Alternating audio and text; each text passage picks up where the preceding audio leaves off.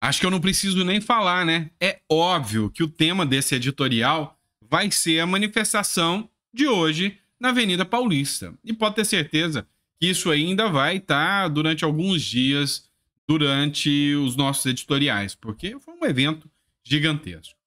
A parte que eu mais gostei agora é que eles tiveram que reconhecer. Até a UOL, que tentou falar mal de todas as formas, que disse que seria um evento flopado, uma ameaça. Pois é, teve que assumir que o evento foi grande e que o Bolsonaro tem muita, mas muita força mesmo. Imagens aéreas captadas mostram apoiadores reunidos para o ato pró-Bolsonaro, realizado na Avenida Paulista neste domingo. A ocupação principal concentrou no MASP, mas se estendeu por pelo menos 4 quarteirões. Aliados políticos chegaram a dizer que o ato reuniu cerca de 1 milhão de pessoas. A Polícia Militar não divulgou a estimativa de público, mas, no entanto, a PM disse que não vai nem fazer estimativa de público, é só observar, só ver a quantidade de pessoas que tinha lá. Pois é, dessa vez eu acho que eles não vão divulgar que tinha só umas 10 mil pessoas, 12 mil pessoas, não. Dessa vez eles têm que reconhecer que para eles ainda é melhor nem fazer estimativa de público, porque a verdade ficou escancarada. Tinha milhares de pessoas.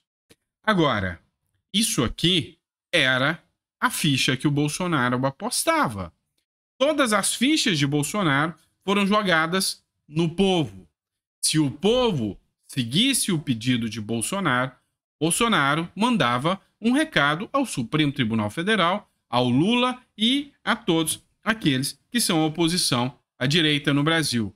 O povo está comigo, eu sou forte e vamos negociar, porque do jeito que está indo, nós não vamos aceitar.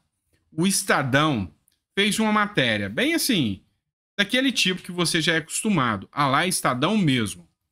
Bolsonaro faz chantagem em ato na Paulista. Bandeira branca em troca de anistia a golpistas. Ou seja, segundo essa matéria do Estadão, Bolsonaro falou que tem força o suficiente. Que é bandeira branca, que é a anistia a presos do 8 de janeiro e, inclusive, a ele mesmo. Em meio a uma demonstração de força, enquanto é investigado por uma tentativa de articular um golpe de Estado, o ex-presidente Jair Bolsonaro usou seu discurso na Avenida Paulista para uma chantagem, bandeira branca, em troca de anistia aos presos pelos atos do dia 8 de janeiro. Naturalmente, a anistia se aplicaria também a ele, que usou sua fala para dizer que a manifestação seria mostrada ao mundo e pedir a articulação não apenas dos bolsonaristas, mas dos 513 deputados e 81 senadores, em prol de um projeto que derrubasse as punições a quem invadiu ou destruiu a sede dos 3 poderes em Brasília. Preocupado com uma prisão, Bolsonaro entregou ao pastor Silas Malafaia, organizador do ato, a missão de fazer os ataques mais diretos ao Supremo Tribunal Federal e a seus ministros. Malafaia disse que Moraes tem sangue nas mãos e que tem lado, e chamou de vergonha falas do presidente do STF, Luiz Roberto Barroso. Isso após dizer que não queria atacar ninguém e dar o recado que era o objetivo central do ato, de que, se prender Bolsonaro, é o STF quem será destruído. Pois é, vamos ser muito claros aqui. O Silas Malafaia foi o que usou o tom mais alto. O Silas Malafaia foi o que realmente teceu críticas mais duras. Não posso caracterizar isso aqui como ataques, foram críticas. Críticas. Qualquer instituição, qualquer organização dentro do Estado Democrático de Direito tem o dever e a obrigação de ouvi-las. Afinal, são os impostos dos trabalhadores que bancam todas essas instituições. Então, a crítica construtiva é para colocar essas instituições no caminho correto. Então, diferente do que o jornalista, o Ricardo Corrêa, aqui falou, não foram ataques. Agora, uma coisa é certa. Bolsonaro mostrou a força que tem. E eles entenderam. O Bolsonaro não precisa ter um exército, ele tem um exército de eleitores. E é por isso que o Bolsonaro quer que este exército de eleitores vá às urnas e tenha o direito de escolhê-lo. É por isso que o recado de Bolsonaro, segundo o Ricardo Corrêa aqui, foi, olha, acaba com toda essa perseguição, com tudo isso, vamos deixar a coisa correr normalmente e na eleição a gente resolve. Esse é o recado. É isso que deu para entender, inclusive, da própria matéria do Estadão. Qual que é o seu ponto de vista sobre isso? Coloca no comentário. Mas uma fala do Bolsonaro deixou claro aqui a sua indignação em relação às eleições de 2022. Ele falou o seguinte, matéria do jornal Razão: não conseguimos entender como existe um presidente sem povo, disparou o Bolsonaro em um discurso. Em discurso para a multidão verde e amarela, o ex-presidente Jair Bolsonaro fez uma analogia em referência a Lula. Como pode um time de futebol sem torcida ser campeão? Questionou Bolsonaro. Ele também se defendeu sobre a acusação de golpe de Estado e afirmou que o Brasil não quer comunismo ou socialismo. Eu acho que o Lula deveria provar o contrário para o Bolsonaro, convocar uma manifestação. Como eu disse no último editorial, esquecer que é presidente da República, o pessoal até releva isso, e fazer uma grande manifestação, tipo aquela de 7 de setembro, que tal? Pois é. Então, seria a forma dele mostrar que tem um apoio popular sim, por que não? Afinal, a democracia depende do povo. Democracia. Governo do povo, pelo povo e para o povo. É isso que tem que ser. Então, assim, nada de ataques. Foi um evento pacífico, foi um evento tranquilo e foi um evento que assustou. Por causa disso, eles não tiveram nem o que criticar. Colocaram todos eles acuados. Foi um evento que, como eu disse, entra para a história do Brasil. Outro caso que chamou a atenção é o caso do jornalista Sérgio Tavares. Eu noticiei para vocês, no editorial lá das 4 horas da tarde, que o jornalista português, o Sérgio Tavares, ele tinha sido detido no Brasil ao cobrir o ato pela democracia. Esse fato deu uma repercussão a nível internacional. Chamou a atenção, inclusive, de partidos políticos de outros lados, de outros cantos do país aí. Para vocês terem uma noção, teve uma nota publicada pelo jornal, pelo Partido de Portugal, um partido mais à direita, e não é o Chega, tá? O do principal candidato de Portugal, que ainda tem chance de ganhar as eleições, não. É outro partido, mais à centro-direita, o ADN Portugal, que escreveu o seguinte: Lula da Silva tem de ser responsabilizado por este ataque político a um cidadão português. Comunicado de imprensa. A ditadura no Brasil, e olha só, um partido português chamou o Brasil de ditadura. Ditadura no Brasil contra o português Sérgio Tavares. Lisboa, 25 de fevereiro de 2024. O partido ADN, Alternativa Democrática Nacional, exige a intervenção imediata do presidente da República, do governo e da Embaixada de Portugal no Brasil, após a detenção em São Paulo do jornalista português Sérgio Tavares, por motivos políticos, após ele ter feito uma entrevista ao ex-presidente Jair Bolsonaro. Essa perseguição fascista de uma extrema esquerda que apoia o presidente Lula da Silva é fruto da complacência do nosso governo, e o presidente da República tem como criminosos condenados por crimes. Neste momento, elementos do partido ADN, que conta com o apoio da bancada evangélica para as eleições legislativas de 2024 e, em particular, do candidato pelo Círculo Fora da Europa, Paulo Nunes, já estão em São Paulo para apoiar em tudo que for necessário Sérgio Tavares. Pois é, o partido português teceu duras palavras aqui, inclusive chamando o Brasil de ditadura. Um perfil também de fora da Holanda, ele fez uma publicação aqui com várias críticas contra o governo também sobre o caso do Sérgio, tá? Do Sérgio Tavares. Chama-se Visegrad, é um grande perfil holandês. Ele escreveu o seguinte: o autoritarismo do presidente Lula continua atingindo os jornalistas. Jornalista português, que é o Sérgio Tavares, foi pego em São Paulo quando ia fazer a cobertura de um processo, chamando pelo impeachment de Lula. Há um equívoco aqui, porque o evento não seria pelo impeachment de Lula, né? A polícia confiscou o seu passaporte e não deixou que ele saísse do aeroporto. Então, o Sérgio Tavares ficou por 3 horas e meia. Em 3 horas e meia, já foi suficiente para isso virar notícia internacional e o Brasil ser chamado de ditadura lá fora.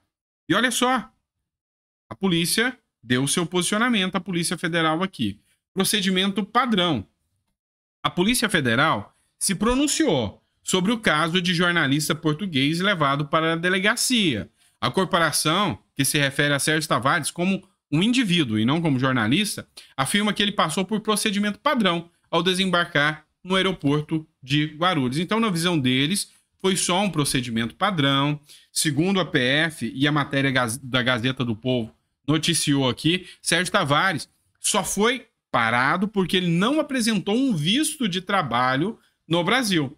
Segundo a Polícia Federal, a Gazeta do Povo tentou contato com a Polícia Federal na manhã de domingo para esclarecer os fatos que levaram à detenção de Sérgio Tavares em sua chegada ao Brasil, no Aeroporto Internacional de Guarulhos. Não teve retorno, a Polícia Federal não deu retorno para a Gazeta do Povo. Só deu retorno à Folha de São Paulo, ou seja, é seletivo aqui, né? A Polícia Federal apontou em nota que o jornalista precisava de um visto de trabalho. Tal documento não teria sido apresentado por Tavares. Então, como ele veio e falou que ia fazer a cobertura, eles que chamam ele de cidadão, falou que ele não era jornalista, pediu que ele apresentasse ali o visto de trabalho, porque ele era jornalista. Deu para vocês entenderem? E disseram que isso foi só um procedimento padrão. Mas será que foi um procedimento padrão? Abre aspas para a fala aqui do Sérgio Tavares. Além disso, o estrangeiro foi indagado sobre comentários sobre a democracia no Brasil, afirmando que o país vive uma ditadura do judiciário, além de outras afirmações na mesma linha postadas em suas redes sociais. Vale ressaltar que as mesmas são adotadas por padrão de grande maioria dos aeroportos internacionais, completou a nota. O fato é que o Sérgio Tavares deixou bem claro o seguinte: eu fui perguntado sobre Alexandre de Moraes, fui perguntado sobre Flávio Dino, fui perguntado sobre a democracia, sobre eleições, se o Sérgio Tavares, cidadão português, acreditava nas eleições brasileiras. Então, assim, esse procedimento padrão foi o que a Polícia Federal utilizou. É um procedimento padrão convencional ou não? Qual é o seu ponto de vista? Outro ponto que chamou muito a atenção aqui foi essa publicação do Gilberto Cattan aqui. Ele fez uma publicação que é até um pouco irônica, né? Olha só, vou colocar o vídeo aqui para vocês e você vai acompanhar comigo. Pedi uma cerveja na barraca que tá lá na frente, não dá pra passar, com 100 reais. Vou passar 100 reais aqui, a cerveja vai chegar e o troco também, vocês vão ver. Ó, pega uma cerveja e uma Heineken lá, ó. Uma Heineken lá. Passa lá, passa lá.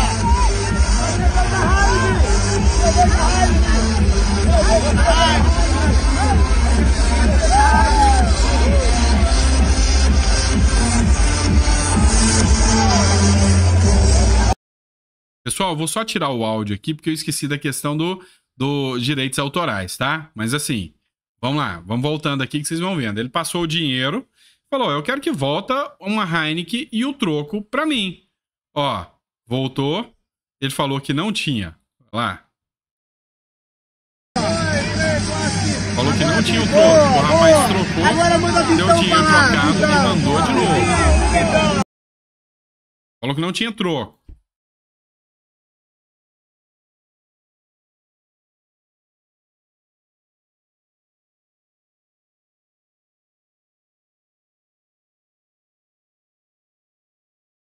Vocês perceberam que o dinheiro já foi, já voltou, a Heineken voltou e o troco tá voltando também, pessoal. E o troco já vai voltando, volta o troco e tá lá o troco da cerveja, pessoal. Né? Então, assim, é uma situação aqui que poderia ser feita também em todos os eventos, né? E a pergunta que ele faz no final aqui é: se fosse uma manifestação do PT, do MST ou no carnaval, que estava cheio de gente da esquerda, voltava o dinheiro ou não? Esse é o grande ponto que eles questionaram aqui. O último ponto que a gente vai discutir nessa matéria aqui é, novamente, o apoio, e isso aqui viralizou, circulou em vários jornais, inclusive de âmbito internacional, Matéria que foi publicada também na Folha de São Paulo. Apoiadores de Bolsonaro se revezam para tirar fotos com a bandeira de Israel. Então o Bolsonaro e os apoiadores fizeram questão de demonstrar cabalmente o apoio a Israel, até para desfazer, sabe, esse imbróglio que foi causado pelo atual presidente da República. Jair Bolsonaro aposta mais uma vez numa manifestação na Avenida Paulista, em São Paulo, para tentar demonstrar seu capital político. Os preparativos do ato de domingo, no entanto, são marcados pelo medo, uma vez que o ex-presidente e aliados estão acuados pelas apurações da Polícia Federal. Sabe o que me chama a atenção? Me chama a atenção muito um jornal noticiar isso com tranquilidade, com paz na consciência, dizendo que manifestantes, pessoas que querem se manifestar numa democracia, se manifestar sobre a égide da Constituição de 1988, a Carta Cidadã, que diz que é livre o direito de manifestação, estão com medo. Pois é, parece que o medo passou, porque o evento foi gigantesco. Certo, pessoal? Pessoal, é isso. Obrigado, espero que vocês tenham gostado do nosso editorial. Se você puder, você me ajuda muito divulgando esse material, compartilha, manda para mais pessoas. Eu não costumo pedir, mas se você não é inscrito, se inscreva. É bem provável que esse tema sobre o evento que aconteceu, sobre as manifestações, ainda vai estar no editorial desses dias. Hoje, vocês estão vendo que está travando a minha internet. Então, assim, eu estou tendo uma certa dificuldade até subir os vídeos para vocês. Então, assim, é por isso que às vezes está demorando um pouco mais. Tô tendo travas, falhas da internet aí. Então, é por isso que às vezes eu tô tendo que gravar com 1 hora de antecedência ou mais para poder subir o vídeo para vocês. Combinado? Mas amanhã, 9 horas da manhã, eu tô aqui para mais um encontro com vocês, tá? Faz um cafezinho ralo aí que 9 horas da manhã eu venho tomar um café com vocês, tá bom? Abraço, fica com Deus e até segunda-feira pra gente começar os trabalhos do dia. Abraço.